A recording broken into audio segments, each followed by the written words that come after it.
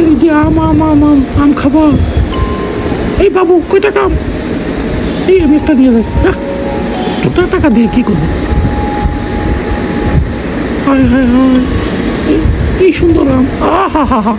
এই যে আমি একটা নিয়ে গেলাম। কি ব্যাপার, টাকা দেবেন না, টাকা দেবেন না? এই টাকা খুব মজা তো, আর একটা নিয়ে যাই দেখি। এলাম আরেকটা, এটা নিয়ে একটা নিয়ে গেলাম।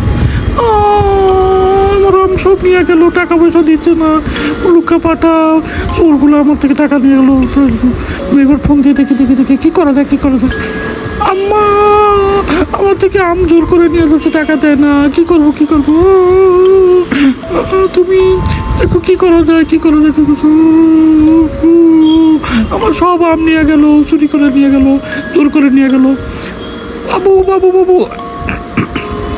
বাবু তুমি কাঁদছো কেন?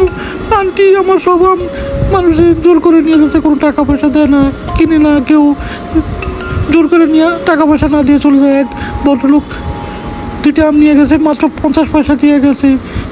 আমি কীভাবে চলবো? আম্মাকে কীভাবে খাওয়াবো? বাবাকে কীভাবে খাওয়াবো? দাদুকে কীভাবে?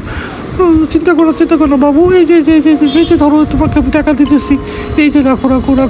না আমি কীভাবে নিই আপনার কাছ থেকে? নাও, তা আমি তোমাকে গিফট দিলাম, নাও।